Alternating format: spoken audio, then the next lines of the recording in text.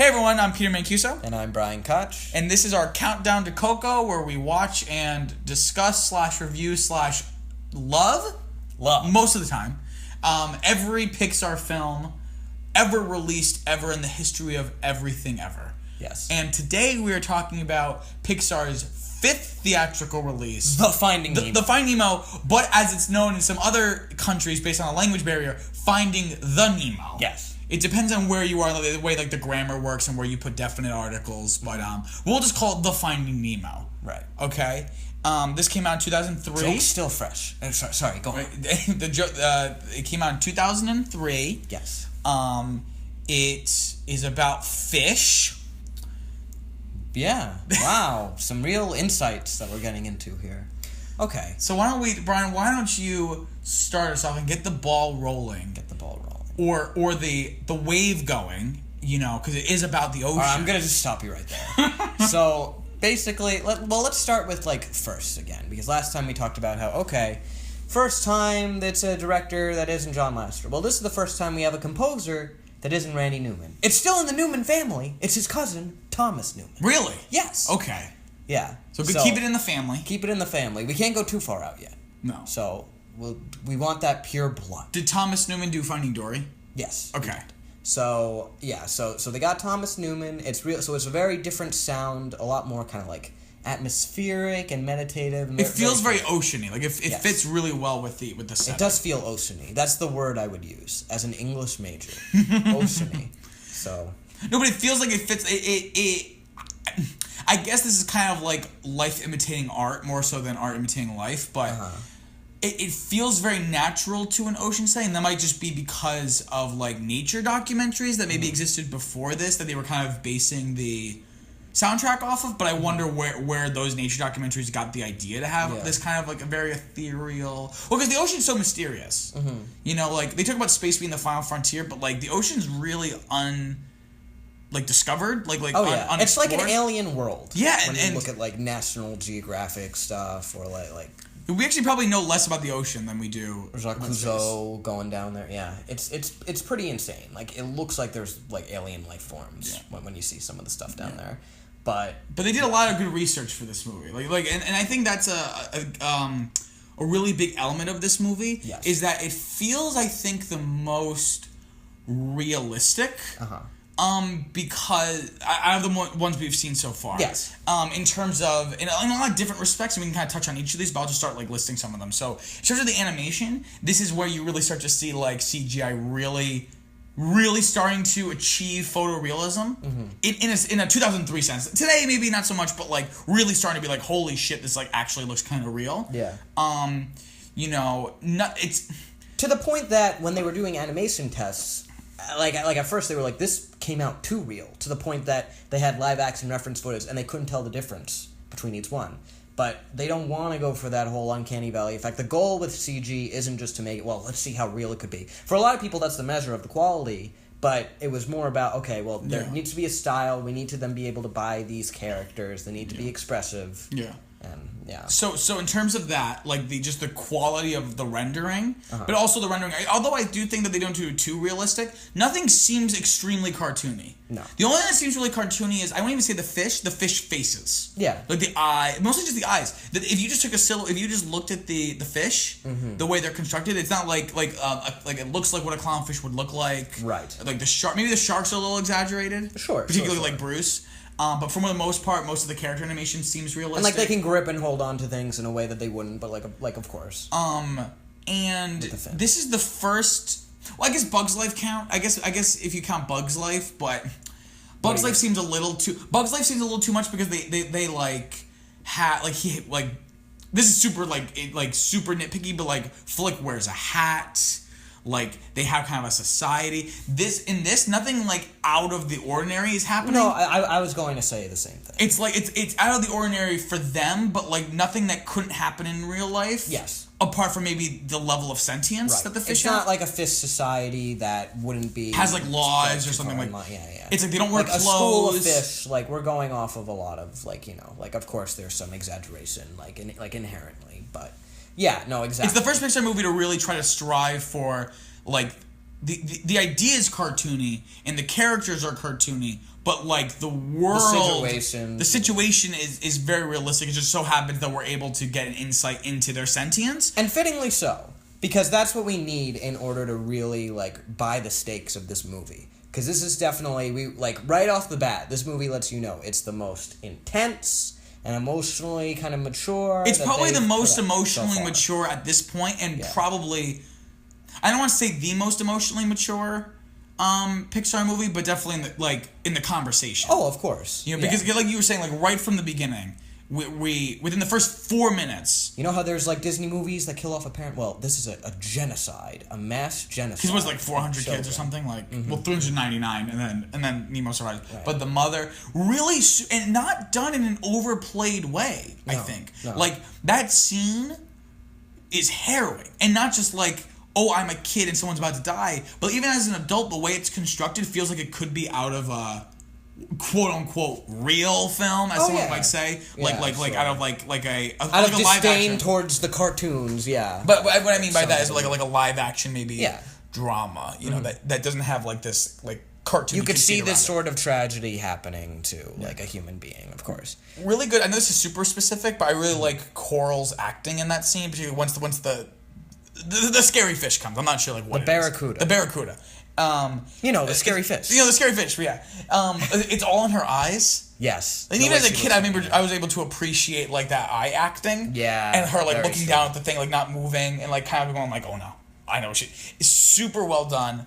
Maternal instinct. So I would say this is a first. So going back to first, bringing this full circle now. Okay. I think it's the first time Pixar really made a film. Because up to this point, they've been making high concept, intellectual, emotional comedies. Okay. Yeah.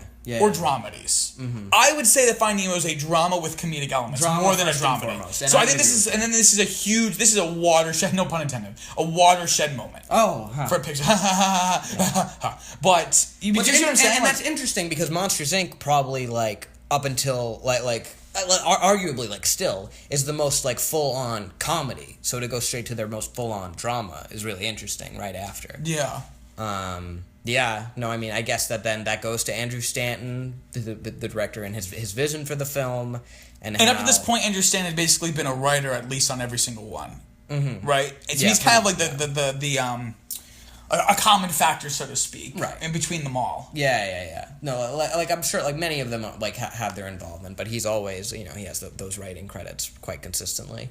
And like it just sort of came from like Andrew Stanton and his kid, and they'd be going for a walk, maybe to the park, and they can constantly be saying like, oh, don't touch that, oh, be careful over there, and like sort of then like reflecting on that and realizing just like how much his son meant to him, to the point that it's like veering into like overprotective qualities, and how to convey that in such a way that it could be accessible to both parents and children, this storyline. And it's really then sort of interesting to see how it evolved, because at first, the way this movie was structured was that we didn't know what happened to, like presumably, like Coral comes out of the Pixar at some point, but we didn't know what happened because there were flashbacks structured throughout the film of, like, them meeting, and them getting closer, and then eventually having kids, in the original version. And then dying. And then, there was going to be kind of then mirroring the climax with the actual death. Oh, that's interesting. Mm-hmm. Don't know how it would have worked. Well, this was the problem, because when they did that, Marlin wasn't necessarily seen as, how we say, likable. Because you can't understand why he's understand why he's so overprotective. You can't really then get into his corner. So, because even if you figured out, let's just move this to the front, then it fixed everything. Because even if you learn it by the end, you spend the whole movie not really getting it, and even if you learn it like consciously, subconsciously, it leaves that bad taste in your mouth. And when you look, and I totally understand why he stuck with it so long, because when you look at how it cross-cut with the climax, it was really good. It was so cool. But the movie as a whole definitely benefited. Also, Coral's such a what little we get of her. Yeah. I love their chemistry. Uh-huh. I would have loved to have seen the before sunrise of Finding Nemo. Oh, yes. Where it's like you see them like, develop this relationship. Nice. But what's so interesting is that then that kind of flashback structure that's sort of delineated throughout the film, that ends up coming back in Finding Dory in a way. So then Andrew Stanton kind of is able to do that. Yeah. So it no idea really goes to rest entirely, I suppose. So that's really interesting. But yeah, I guess then we could then talk about sort of then I guess let's do cast while we're on then like Marlon. So then Albert Brooks is truly fantastic in the role of Marlon. But kind of then does remind me of Tom Hanks in the sense that he has to do a lot of yelling. There's a lot of exasperation, but he's thoroughly likable throughout. He's definitely really likable. Upon this rewatch, I will say I was getting a little I wouldn't say annoyed with his character, but getting a little tired because it's a very consistent beat of like I need to like in every scene he's just like and I get it. And I think that's less of an Albert Brooks thing and more of like the way it's ran. And then, not to say that there's no arc and there's no change between sequence to sequence, but I found myself getting a little tired. And not bored, but I mean, like really tired, like exhausted, really? like all the consistently. Like people say that about Joyce in season 1 of Stranger Things, which I don't have that problem, but a lot of people have a similar thing of like, oh, it's constantly she's always on, like where's my kid? Blah, blah, blah. She's always on. Like we never kind of get we do. Here's the thing though, is that like if you actually look at it like on paper, like yes we do. Like we do have moments where you kind of like is a little more taking a backseat and not going like but for some reason I felt that presence of that like paranoia a little too much, and it only goes away when he thinks Nemo's dead. Yeah. Which I know we're talking about characters, but let's talk about hold on. Before I need to address this because like this might sound weird to say because he's the main character of the movie, but in a movie that has generated so many like iconic side characters, in a lot of ways when like you go back and revisit it, he's sort of like oddly enough the movie's secret weapon in the sense that he kind of like grounds all the proceedings. He always has like a really then like funny exasperated line to like that gets a laugh. I don't know, just so many times throughout the movie that I find like he'll just say something to sort of I guess like undercut the tension of the situation or like conversely bring us back to the reality and the goal that I think he's really like threading him through is what makes this movie work in a lot of ways. I feel like I don't know. No, and I see that. I don't know. I have to. I'm very surprised that I felt this way upon rewatch. I think actually it's not that long. I think this is I had just watched this like in March or something April so it's not that long ago that the last time I rewatched it. So it's not like I'm older now. Like it's very recently I rewatched it, and so I'm not sure why I perceived him in this way. If you really think about the plot, he doesn't make a lot of active choices. It's a lot of like accidental things so I'm taking a theory of drama class right now, and we're actually talking about this very thing, funny enough, about the idea there's like these three things. You have story, plot, and action. Story and plot are usually synonyms, but story here means more like the mythos or the situation. So think story is kind of like everything before the inciting incident, like the circumstances. And then the plot is the elements of like a drama, like basically things that it's cause and effect, like things that are happening. So like situation is like, Marlin and Nemo live and blah, blah, blah.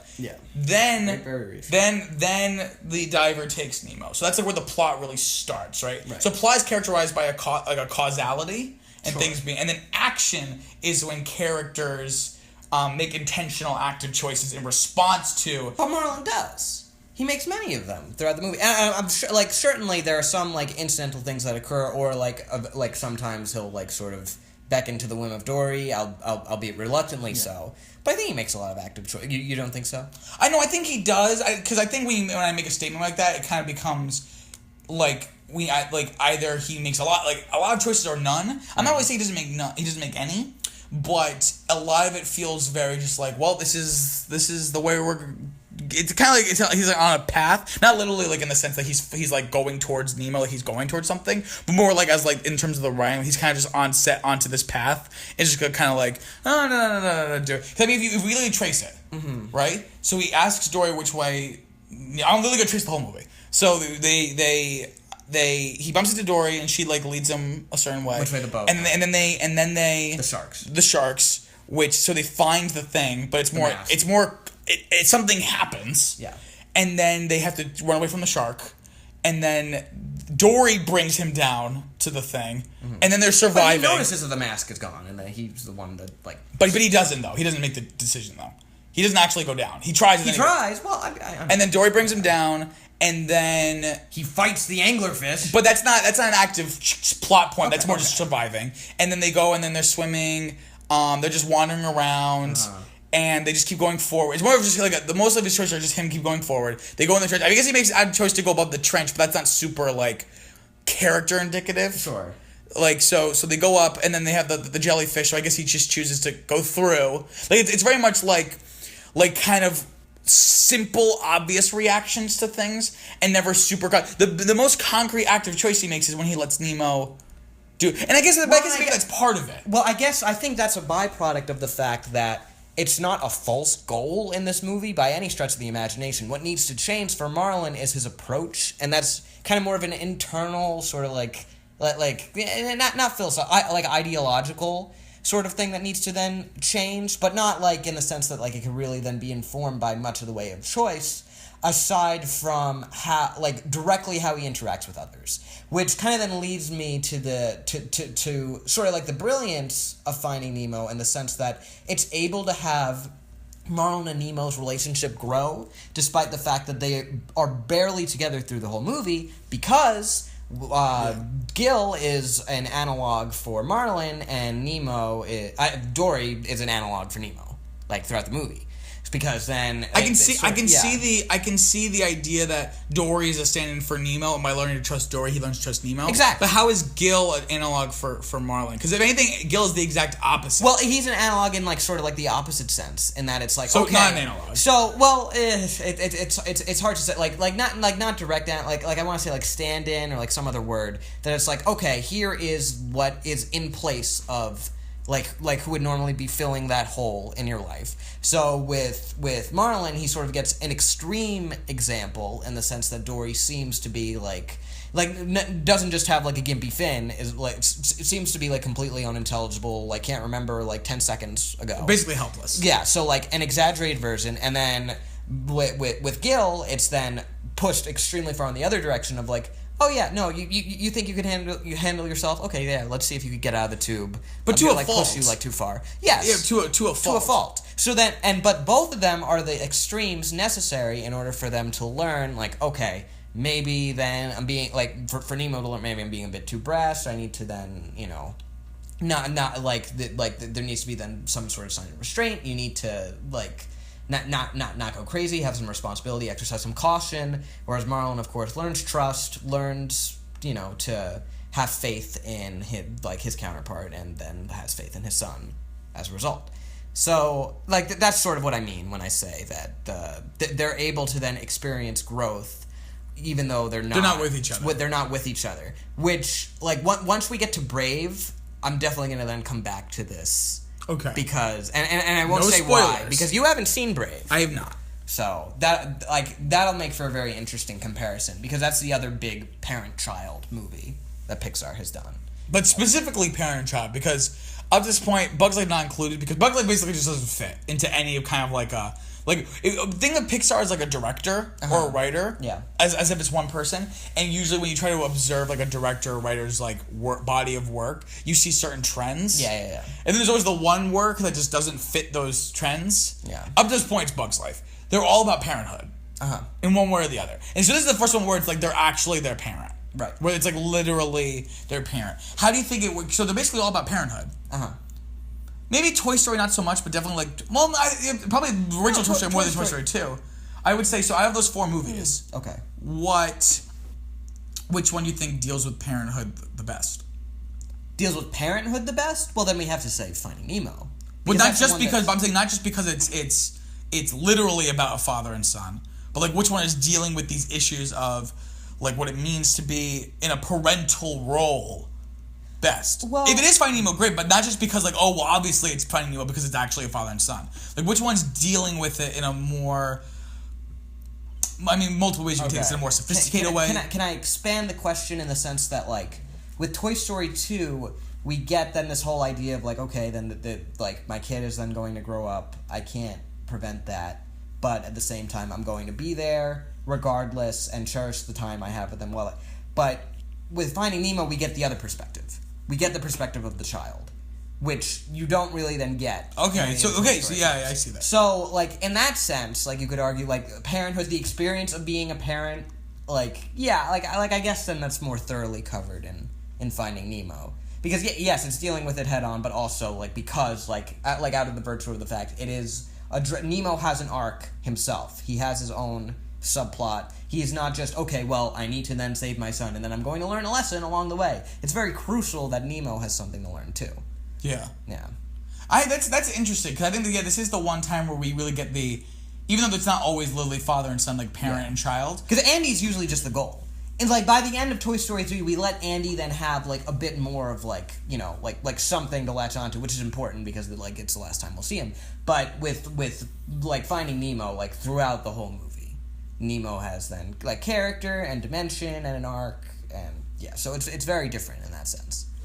So I'm curious, what would you say is, I guess you already answered, but now I'm going to, like, make it very plain. Okay. What would you say is a more interesting examination of parenthood?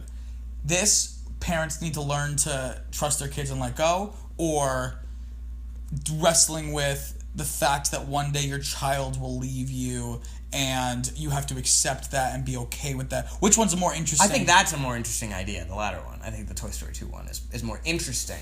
But I think this is a more than... I feel like with this, like, I don't know how engaging that as engaging as Marlins. So this movie has an edge up because we get the child side really, really well. Mm-hmm. Well, it's not just like I think maybe we're underselling a little bit in our description. It's not just like, well, I have to learn to trust my kid and da-da-da. No, it's the fact that I have to accept that the world is a scary, crazy, and dangerous place.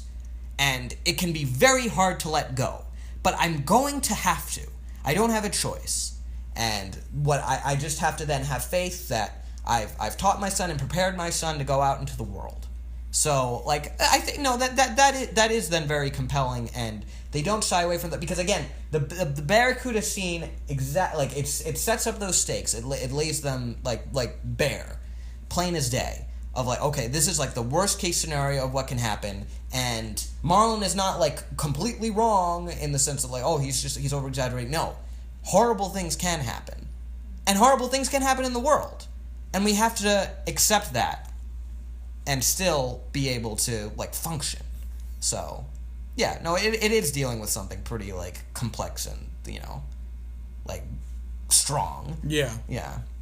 So, yeah, no, I don't know. I mean, like, so I guess reframing it a bit more is that, I mean, like both are really interesting. I think, like, I guess you could say that then Toy Story 2's has, like, the more existential and interesting idea, but, like, that sort of then arises in Toy Story 2 and, like, the latter part of it. With Finding Nemo, it's, like, being thoroughly explored throughout, to the point that it's, like, very much the focus. Not even, like, okay, like, we, like, sort of, like, unveil the focus by the end. Like, this is what we're talking about. From minute 1 to 100, you know. Now, I have an interesting question about characters, because we started on characters. Yes. We only said Marlin. There are many, many other characters. Well, I'm not gonna really progress it much forward, because I'm gonna talk about a very general character question. Okay. Rewatching it. Yes. I the jury's still out if this is a good or bad thing. Okay. Rewatching it, I realized there are a lot of characters in this. Right. A lot of characters. We were talking about, with Toy Story, like, there are kind of a lot, but, like, the focus is always Woody and Buzz, and, like, there's only a few side characters. Right. In Toy Story 2, a little bit more, and how that was a problem in Bug's life. And how Monsters, Inc. it's not really that much of a problem. Like, you really have, like, a core 5 or 6. This is a lot of characters, which is expected in a journey film. It's a road trip movie. It's basically a road trip movie, and it makes sense. Does it feel ever at times overcrowded? No. And I'll tell you why. It's because we don't have to then deal with those characters throughout the entire movie. It's just, okay, then we're going to have a little moment with Bruce and the anchor and Chum, and then that's it. They have their scene. Sure, they live on a lot more in the public consciousness to the point that you would think they had a lot more screen time than they did.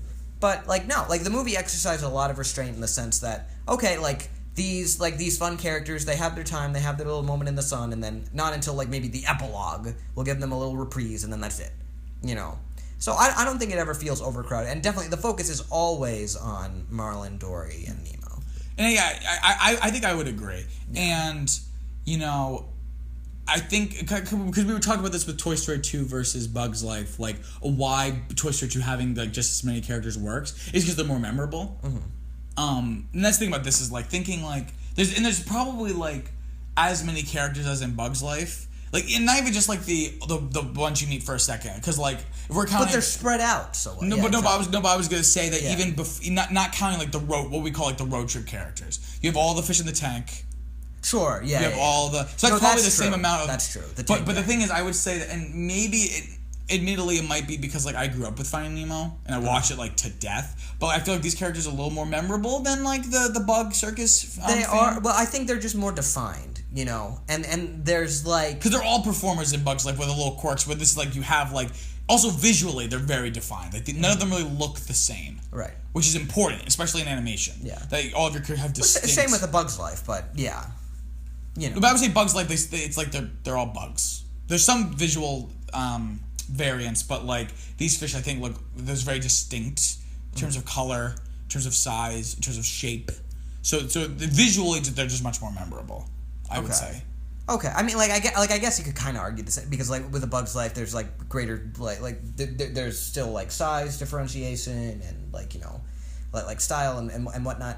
But I guess, like, yeah, if I had to then get down to it... Because I think, like, yeah, the best way to compare is to look at, like, the Tank Gang and the circus performers from A Bug's Life. Because those, like, are all... Like, we're introduced to all of them. Boom, boom, boom, boom, boom. And then they're major for the rest of the story. Yes. But whereas A Bug's Life... this goes back to another thing that we would say with A Bug's Life is that they try to give, like, some of them arcs. Like, they try to give Francis, like, that arc about, like, feminine side, da-da-da. And like Heimlich has this thing with, he wants to be a butterfly. Like, none of these characters really have all arcs. These characters, all they want is to get out of the tank. The only one we get more into is Gil, and for good reason, because he's... And that's okay, that they don't have arcs. Like, not every character needs this, like... No, exactly. So they don't try to, like, push too hard in terms of these characters. They all come across very clearly. They have fun doing jokes about how fixated they are on dental work. Yeah. Which is hilarious. There's got to be 4,800 teeth.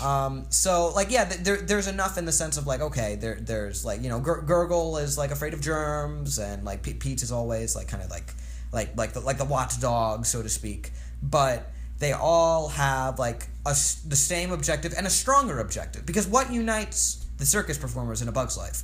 Like, I guess then now we're not going to be able to act together anymore, and I guess we want to stay together, I guess. Because we're friends. Because we're friends, I guess. Yeah. You know. And like, that's only in, like, very early on in the movie, and then after that it's just sort of like, like, I don't know, Flick, I think we want to leave. Oh, wait a minute, they like us. Oh, what were you saying, Flick? Oh, we'll stay. Like, you know, they're not very, where these characters are like, we want to get out of the tank, and we're, like, crazy. So, and, like, we have, like, ridiculous plans. So, yeah. There's like, more focus to them. They're not trying to, like overplay. Like, okay, yeah. So, I guess that's the difference. Yeah. Which I think that merits then talking about, because it's so easy to just be like, I mean, the Finding Nemo characters are so iconic, A Bug's Life, so forgettable. But, like, why?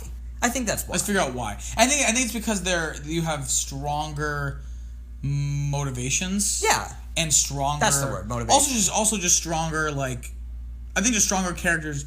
No, excuse me. In the sense of, like, the writing. I think that there's just, like, I'm more interested in those characters. Like, they have more defined personalities. And they get a greater opportunity for, like, comedic moments in a sense of... Well, I guess, like, the comedic high point for the circus performers is their very first scene, their introduction scene.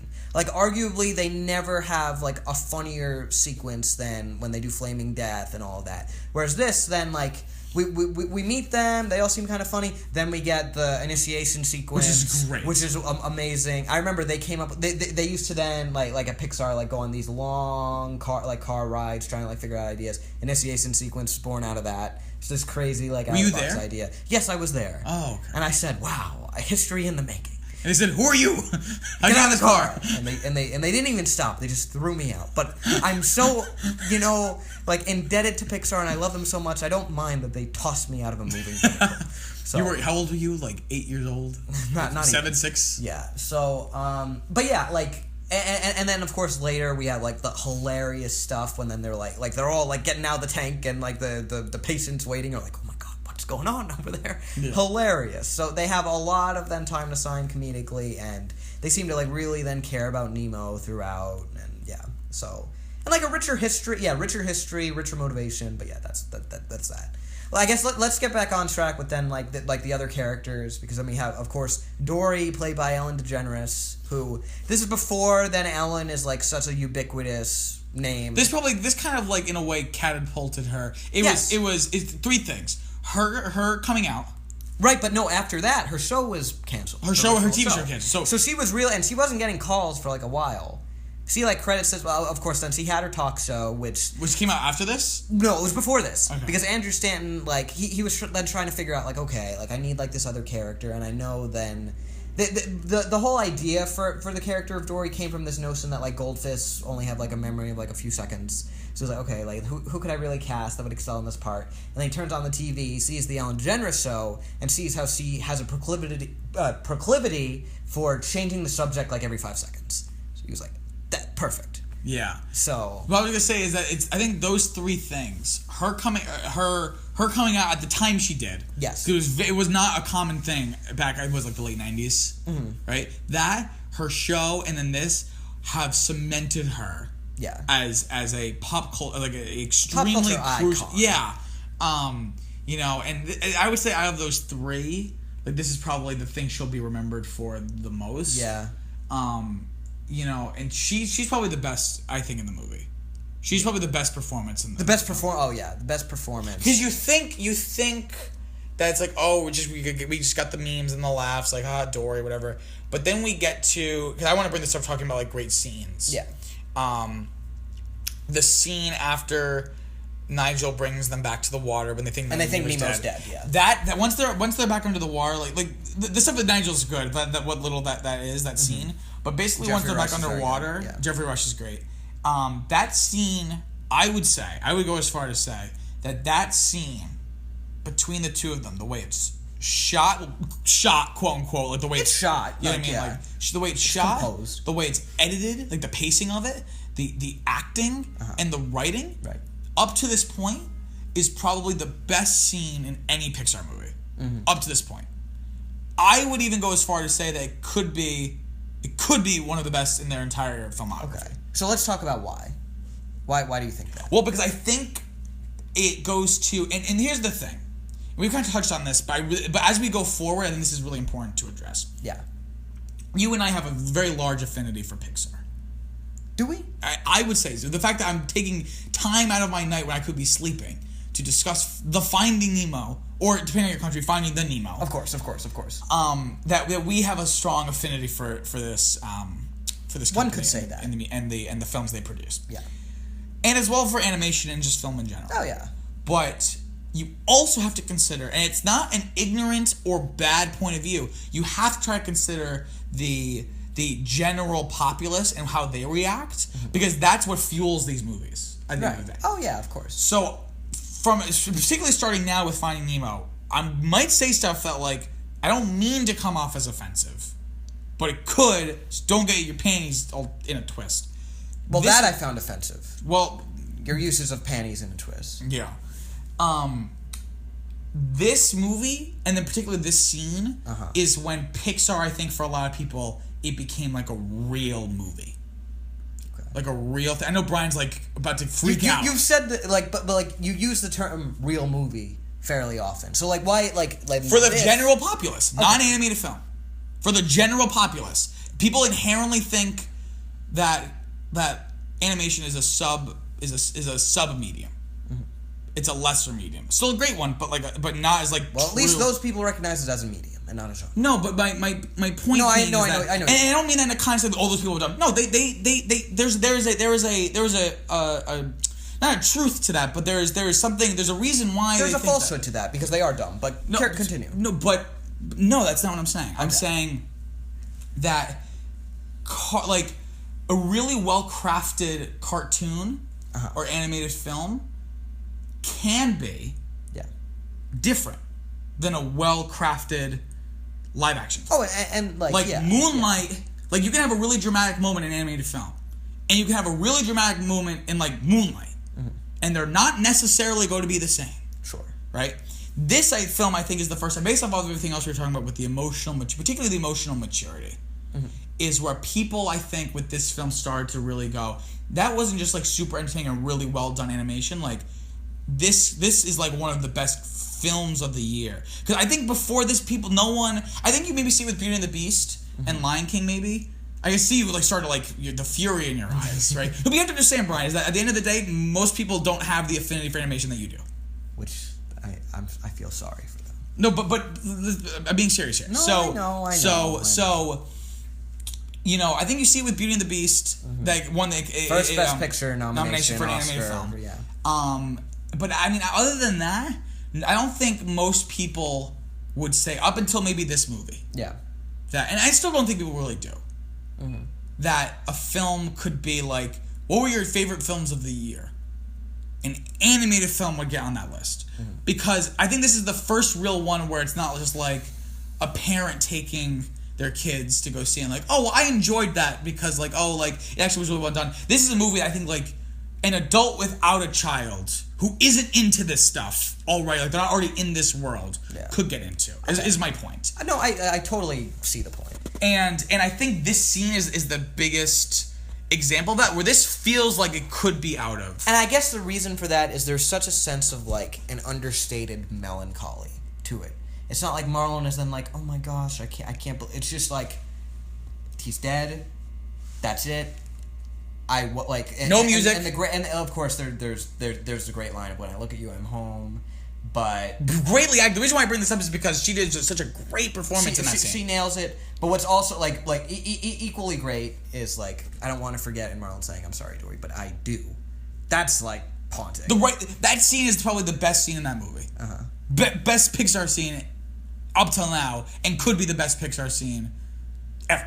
Could be. It does feel, I have to watch all the other ones now. It feels very real. It's so like, and it's made all the more upsetting because like so much of the rest of the movie is then like not to say euphoric, but like very energetic, and we really then see the bond grow between the two of them, and then they're soul crushed in that moment, and it hurts to watch. And thinking about it now, I think I have a good defense that doesn't involve comparing the quality of a medium as for why I think this might be the watershed moment for people, for like a general movie-going audience. Okay.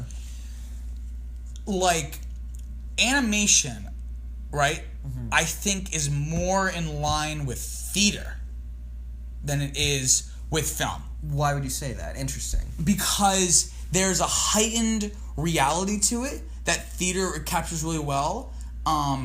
Howard Ashman. So we have to construct a reality within theater. It's a little thing. And the fact that Howard Ashman's able to translate. No, but Howard Ashman specifically said he always identified animation more with theater. Really? Yes. Oh, I've never heard I that. heard right. There's a great clip. For those of you who don't know, there's a great documentary called Waking Sleeping Beauty. Oh yeah. Which details, the basically Disney's like really big rebirth. The Disney Renaissance. In the Disney Renaissance, like the mid-'80s up until the mid-'90s after Jeffrey Katzenberg. It's really fascinating. If you're into animation, or if you're into Disney, or film history, it's a must-watch. I think it's like you can rent it on like iTunes or Amazon, whatever. I'm sure, yeah. And they talk, Howard Ashman, for those of you who don't know, was the one part of the songwriting duo between him and Alan Menken, who came on to do the music for The Little Mermaid, and then came on to do Beauty and the Beast. And they did part of Aladdin, but Howard Ashman, he passed away before they finished. I think right before Beauty and the Beast was released. So he did some Aladdin stuff. Yes. And then he was kind of replaced with Tim Rice. Yeah.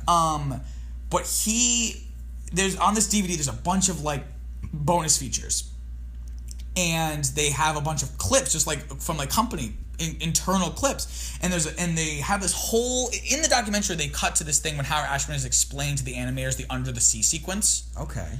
Right, and they show little clips of it. But on the bonus features, you can watch the entire unedited, like basically it's like a lecture. Cool. It's like a half-hour kind of like lecture. Nice. I gotta see this. It's very insightful. Terrible audio. Like it's really poorly because recorded. They didn't know. Yeah, someone just like thank God someone recorded it at all. So it's this video, and he talks about coming from theater because so for those who don't know, him and Menken did Little Shop of Horrors. Yes, that was kind of their big claim to fame. And he talks about, I always saw a huge connection between musical theater and animated musicals. Okay. More so than movie musicals. And something about it, and I don't know how much he goes into it because it's been a while since I see this, but I think his point is that, because at the end of the day, an animated film is an animated film. It's a film first, obviously. Right. But there is a difference, and this isn't a qualitative comment, but this is just an objective difference. Like, cinema is like filmed. It is like literally something exists. Well, I mean, up until the advent of CGI and like you can like fake things, but like cinema is something in front of a camera and light bouncing off of it, and that light being influencing a film, a negative, and chemicals reacting on that negative to create an image, and then when you play that back, right? Yeah.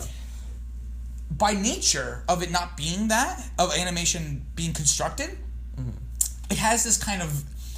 It kind of has this supposed reality. Yes. As opposed to even if it's a fictional story, because you're actually seeing it, it's like an actual reality. So I would say that that animation is more in the style of theater, and you can trace, and then more not even necessarily theater, but like performed live. So like early animation heavily comes from vaudeville, like Mickey Mouse. I'm blanking on like other contemporaries of that time, like Felix the Cat. Those are heavily influenced by vaudeville performers, right? So there's a great tradition of animation drawing a lot from like in-person performance. So what I would say is that Toy Story 2, Monsters Inc. insanely well. You know what? I wasn't even gonna make this point. I didn't really realize this till just now. Didn't I say in the Monsters Inc. thing we did the other day how like the script feels very theatrical? Maybe, probably. I talked about how the script feels very much like a play, a lot of the time. Okay. And not in terms of its scope, but like the way that the characters talk and interact, it feels very like snappy, very David Mamet kind of. Oh yeah. Without the cursing. That's right. Right. And they're really really well done for animation, but I think this movie, particularly this scene, is where it really feels like a film scene. The way it's paced, the way it's acted, because film acting is very different than stage acting. I would say that stage acting and voice acting are closer aligned. Well, and one thing that you could like argue, okay, stage acting and voice acting. Because stage acting, you're playing to the back row. Exactly. But voice acting, you kind of are manipulating your voice to make it a little more exaggerated, and they're because kind of you the don't same. have your So there's some sort of like not to say disconnect, of course, but like like barrier that you have to then get across. So the reason why I think the average moviegoer does not have a huge interest in the differences between different artistic mediums. But I think subconsciously, animation has always been very theatrical, whereas this felt extremely grounded and not cinematic. I think the word cinematic has now kind of become like big. That's like a synonym for like big. Right. When I say cinematic, I mean more really true to the essence of what film is. Right. A movie can be good, really good, fantastic, perfect even. Mm-hmm. But I would say that more so than the other 4 films that we've looked at, that particular scene, not even the whole movie, but this particular scene really feels like it could be in a live-action film. Mm-hmm. Other great, iconic, perfect scenes in other Pixar films wouldn't necessarily translate well to live-action. This scene would. The way it's shot, paced, acted. So I think that's a better explanation because it's not as qualitative. Like, it's better than the other ones. I think that's my point, is that this is where you start to see a shift. The scene, we'll get to it next time, the scene in The Incredibles, where Bob comes back after saving the burning building, and him and his wife have the argument, that feels like a real film scene. Yeah. More so than an animated film scene. That's the point I'm trying to get. Not trying to rustle anyone's feathers here. If anything, I'm complimenting the movie. Mm-hmm. But there is an inherent discord That's objective. Like unarguably an inherent discord between live action film and animated film. Okay. By nature, by simple nature, not bad discord. Yeah. But just the way that a TV show is different than a film, like, or the way like a book is different than a poem. Like, there's just inherent things that they're both doing their own thing really well, but there is an inherent difference. I feel doesn't discredit it, but that's a very long rant. But I wanted to kind of get my thoughts out. Let's talk about the vegetarian sharks. A great segue. Yeah. Okay. Because you were saying like how it was like such an idea, like you were kind of going. Oh yeah. Let's just get off that. So the vegetarian sharks are such a funny conceit because a lesser Red, which is gone, they bump into a really timid vegetarian shark, and isn't that funny? Yeah. They do it where they meet the shark and you think it's gonna kill them, and not just when they first meet him, like them leading them up to the ship, seeing the other sharks like, oh, I'm starving, whatever, and then have a support like an AA group for sharks. Yeah. It's so strong. Like that, you could have made a whole movie of that. Shark Tale. Shark Tale, pretty bad movie. Some funny parts. I'm gonna say it. I don't care. No, not really. There's a couple of funny parts. I liked when it was over. I could go home. But yeah, no. I think that just like the reason I bring it up is it speaks to just how then hilarious each of these, because it could very easily feel like, okay, we established this pattern, and you were commenting on it while we were rewatching the movie, like, okay, we get a sense that, oh, like Marlin and Dory are they dead, and then we cut to Nemo and then back to then, oh, like, okay, they're okay, oh, they're in another escapade, oh, are they dead, oh, we're back to yeah. Every time they cut, I realize every time they cut to Nemo, it's usually right when you think Dory and Marlin are dead. Mm-hmm. And then that was the structural device, yes. I guess. Yes. So and each of these characters could feel like, once you understand that structure, it could be like, all right, we know that these characters are just gonna have their 5 minutes, they're disposable, whatever. But they managed to that really there's such a science to it, because at least like with the Tank Gang, we were talking about how they're able to get like all of them across, but they're like interwoven through the whole movie. With something like the sharks, or even like the jellyfish or such, it's just they have their one scene and that's it. So how do they do it? How do they make it so memorable and impactful, despite they only have like one scene? Because like God knows how many like other like road trip and journey movies where like they'll come across like a character or a certain set of characters. And like even if you like that movie, like a few years will pass and you'll be like, oh, I don't really. You know what I think the success probably is? What? I mean, I don't know if this applies to each one, because it's not always a dangerous thing. The jellyfish one is very specific. Mm-hmm. I think the key is how it's introduced, right, and then how is it resolved. Those two buttons. So like.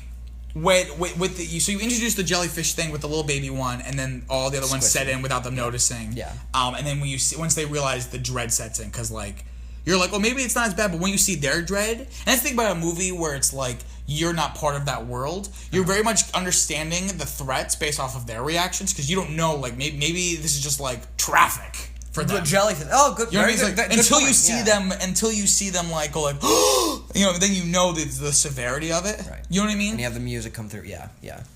So the way it's introduced, mm-hmm, and then the way it's resolved with them bouncing off. What a great sequence. Mm-hmm.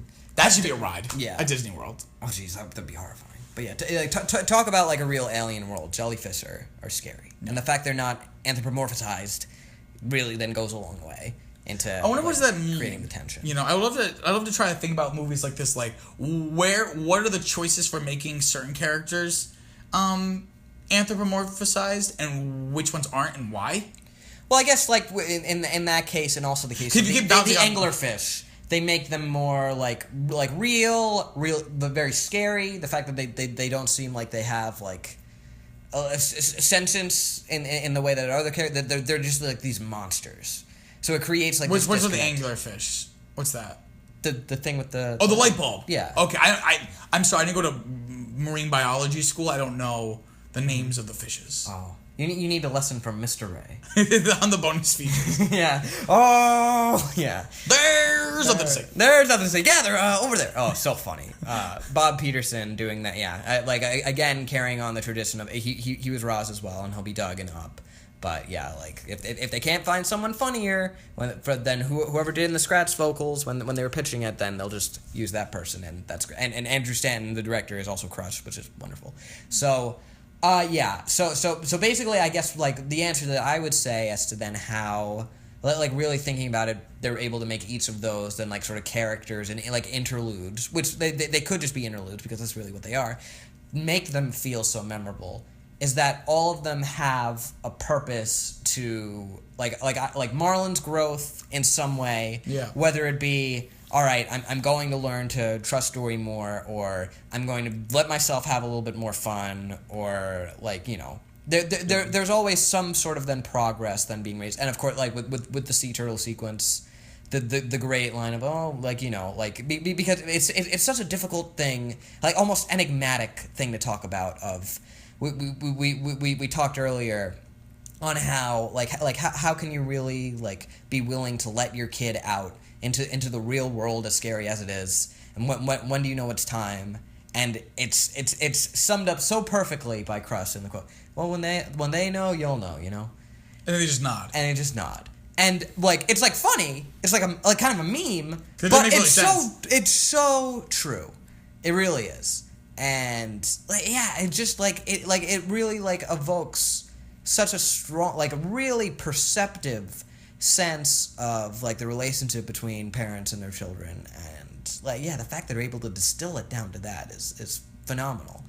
And of course, like I guess like the other line that then sort of does that so well is when Dory's talking to Marlon and the whale, saying like, oh well, you know, if you don't want to let anything happen to him, then nothing would ever happen to him. Not much fun for little Harpo. You know. Harpo. Yeah. I love the different names she keeps calling him. Oh yeah. Throughout Fabio, Chico, Elmo. Elmo. Oh, what was I gonna say? Oh, so yeah, going off of like which ones are anthropomorphized and not. Mm-hmm. I think a dumb answer is during the jellyfish scene, you just hear ow, ow, ow. They just go ow, ow. I got a headache. Bouncing on them. Don't jellyfish like not have brains or something? Are they animals technically?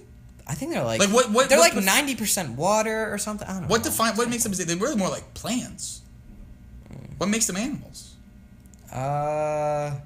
They move. This movie actually, more. You know, this movie is a first. Again, Bugs Life not really withstanding because I really haven't given much thought to Bugs Life. But there's no rabbit hole of questions like in the other ones. Oh yeah. I mean, there's not really not as many because it's put in such a realistic world. I guess you could say in the sense of like, oh well, then why is this one anthropomorphic and this one isn't? But I guess that's just the way it is. Which you could like, I mean, but I'm sure they are just our perspective. Similar question with Toy Story of like, oh then why does this one why does this not come to light? But I guess that's more this like, is more of a realistic world. Yeah. Like we've been talking about how it's like it's not a there's nothing really fantasy about it. Like it's weird to say this, but it's like Toy Story's kind of like a fantasy film, and so is Monsters Inc., where it's like a world that definitely doesn't exist.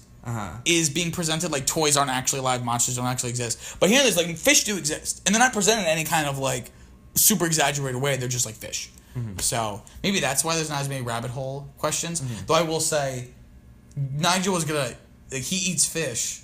I wanted to address that, the fact that he even says to Nemo, "I was like, sorry if I ever took a snap at you. Fish got to swim, birds got to eat."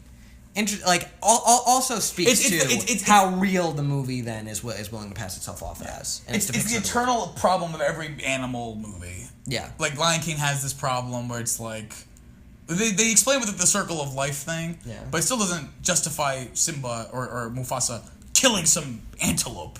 Because they had probably families. I'm sure there was a musical about those antelope. And the Lion Guard TV show often runs into those problems because Kion and the Lion Guard often find themselves having to defend the Pride Lands from this gang of young hyenas or other characters even that like try to like eat some other like poor defenseless animal and then they'll protect it. But it's like, but that's the circle of life. You need to let those animals die. Kion, learn. You know the name of the characters on like the 4 young children show, The Lion Guard? It's a Disney Junior show, Peter. for younger audiences? Yeah. There's Kion, there's Bunga, there's Fuli. Oh my god. There's Beshti. But yeah, no, I think that all that's really integrated really well. So we're coming to the end of our episode. Is there anything super major we want to touch on? Okay, so we did the performances. We sort of then got into like the story and such. I think it does beg mention the fact that when this was coming out, I believe it was Michael Eisner who had said that like, oh, you know, like, and he's like rooting for their downfall at this point. Pixar, completely illogically, yeah, with no reason, because it's just making him more money. Yeah, but he's like, you know, like I saw like an early screening of that Finding Nemo, like it's good, but like nowhere near as good as there are other films. Like this will be like, you know, like reality check, and of course then it's like it's received like probably the best received. It made more money than any of the other ones had up to that point. Yeah, and it's so beloved and became like I'd say this is the watershed moment. I think. I think there's really we always break them into two eras, like what people say like the good era and then the not so good. I think it's really three. Okay. Why? I would say three. What do you hesitate? Or like to go back to two or to split it up even more? Split up even more. So originally the two was like Toy Story 3, and then Cars 2 onward. Okay, so what was then your other split? The three would be from Toy Story to Monsters Inc. and then Finding Nemo to I'm not sure what. Because I was like, well, maybe Finding Nemo to like Cars. But that feels like a really short amount of films. No. I think for like what I would probably say if I had to split it into three would be Toy Story to like Incredibles, and then Cars, like the start of like the Disney buyout. Yeah. Cars through to Toy Story 3. And then Cars 2 to Cars 2 to Cars 3, yeah. Yeah. Because we haven't really seen a huge major change in this, even though it's probably longer than with like 7 years or so. Yeah. But like it took them longer to make the movie. Like this is 2 years after Monsters Inc. and yeah, like we're seeing less movies. And that was 2 years after Toy Story 2. Yeah. So this is definitely this. So how would you have your 4 movies ranked? Yes. Where does Finding Nemo fit? So from bottom to top. From bottom to top. All right. So I would say then we have A Bug's Life, and then Monsters Inc., and then Finding Nemo, then Toy Story, then Toy Story 2. Okay. So Finding Nemo, yeah, definitely. I like unforgettable film like from Pixar Animation Studios. Truly emotionally mature. I love it. It's wonderful. You know. You should buy it. If you haven't, no, I'm saying like to people. Oh, like, okay. You should buy. Like if you haven't, I don't know if you've seen this movie. I own it on Disney DVD and Disney Blu-ray disc. Do you own it on Blu-ray disc? Yes, I do. We watched it on Disney Movies Anywhere, but that's because I have my Blu-ray copy at home. Yeah. So that's your list. Yes. For the 5. Okay. I was surprised. I was talking the other night saying, yeah, like, because really the whole point of us rewatching is that we're giving them all the same frame of reference. Because sometimes you might see this movie like this long ago and this other movie like the day before, and then someone's like, rank these movies. And it's like you have a different perspective, you know, on each one. So that's the whole point of this, that we're watching them all like with the same frame of mind. No, it's not going to be that shocking, I don't think. Oh, okay. But the point being is that we're doing this so we have the exact same frame of reference, like 2 months apart maybe, but like still mostly the same kind of... Yeah. We have like the same taste. Our tastes aren't going to change too much in 2 months. So yeah, and there's some that then we might think, like, because they came out more recently, like, oh, that one's our favorite, but then we realize, oh, we were, like, undervaluing, like, this older one, that should be higher, and such, yeah. So, okay. So that being said, I foolishly, like, the other night was trying to explain to you, I think, like, if I had to pick right now, here's what how I'm probably gonna rank them as we go with each film. Mm-hmm. And I think I said... So for my list currently without Finding Nemo is Bug's Life from bottom up. Bug's Life, Toy Story 2, Monsters Inc. Uh-huh. And I think I said to you the other night, like, oh, when we have to watch Finding Nemo, well, I'll probably put that one at the top. Yeah. Now, after rewatching it, this was really... I spent most of the movie figuring out, like, where this would actually fit. Mm-hmm. So I think it goes from bottom to top. Finding Nemo. No. Bug's Life, Toy Story, Finding Nemo. Oh, wow. Okay. Toy Story 2, Monsters Inc. I think something... So why? Theoretically, Finding Nemo should go at the top. And that's why while we were watching the movie, I kept asking Brian, because we never really established it. I said, are these rankings what we think is objectively the best? Or kind of what we prefer? I think we kind of arrived at what we prefer. It's our rankings, it's our preferences. If we try to then assign, then this is the cultural and historical significance, then like it's just removing it too far from ourselves. Yeah. And then you could just look up the box office rankings. Yeah. If you want to do that. So I think theoretically I feel like this should be my number one because it's like bringing a lot of emotional maturity and sincerity. The things we touched on about maybe being like more cinematic, more intense. It should be number one, but for some reason, something about it. I think it's less about this and more about the strengths of Toy Story 2 and Monsters Inc. Sure. It's less about the foibles of this one. Yes. Because something about with Toy Story 2, like so iconic, the story and the characters, really into like the comedy of that one, the themes of that one. Monsters Inc. So I think Monsters Inc. is less interesting thematically than Toy Story 2, but the reason why, we didn't really talk about this last time, it edges out because I think the comedy is so strong, and the characters, I think, are so gripping. I think Sully and Mike and all the characters in Monsters Inc. are so gripping that's, I think, what edged it out for me. Okay. And I think that's why this one is third place to those two, I think. So I'm very surprised at myself. I was thinking this was going to be the number one out of the 5. Interesting. But so Bugs Life, Toy Story 2, Finding Nemo. Bugs Life, Toy Story, Finding Nemo, Toy Story 2, Monsters Inc. I see. As of right now. I don't know. I mean, that's how I feel, I guess. I don't know. I guess it's just, something about like the stream of consciousness of like Toy Story 2 and Monsters Inc. Finding Nemo is like a heavier film. And, that could then, It feels more like I can't watch this too often. You have to be in the right mood for it. Yeah, and maybe this is unfair because, like I said, like we're trying to do this, like the fact that we're seeing one once is a good equalizer. But, like, I think this is the one I had seen the most recently. Sure. So, like, I think that might have, like, a thing where it's, like, maybe I'm fine, even though it was months ago, I'm, like, finding Nemo'd out. Sure. Like, I need to, like, kind of get away from a lot of the world, I think, was Finding Nemo. This is actually something I want to touch on real quick. The fact that after this movie came out, like, it was everywhere. To the point that I remember in school they were playing it for everyone, and that like you go to the dentist office, funnily enough, it's playing there, or the hospital, the children's hospital, they'll be playing it there. Everywhere you go, like you turn, you look, it was everywhere. Yeah. So people got Finding Nemo'd out to the point that I think it took up until like the 3D re-release of it. For okay, let's revisit it, and then you realize, oh my God, we were taking this amazing movie for granted a little bit, because just thinking about how much of it has sort of morphed into like the what's the word? Not the zeitgeist. The zeitgeist is exactly the word I was looking for. Like how, my God, like what a fantastic perfect movie. Yeah. So I think then that's what sort of then how it shakes out. Because you know what it is, it's like Finding Nemo's really, really, really good, but it's not a movie I would pop. Like, I feel like I would pop in Monsters Inc. at any time and enjoy it because it's not that it's lighter, which it is, but like there's something about it which has a lot of rewatchability. Whereas this is like I need like a lot of time in between watching it, right? Because there's like a lot to sink your teeth into, and it's very mature and very intense. And I think it might have been too soon after, but I'm gonna stand by it. I'm not gonna try to make excuses for it. I'm gonna stand by that ranking. I'm gonna stand by it. All right. Until next year when we do this again. For Incredibles 2. When we rewatch them all again and re-rank them. So yeah. All right. I think that's all we have now. Yeah. For now. Yeah. Thanks for listening to our discussion about Finding the Nemo or the Finding Nemo. Depending on your country, of course. Yeah.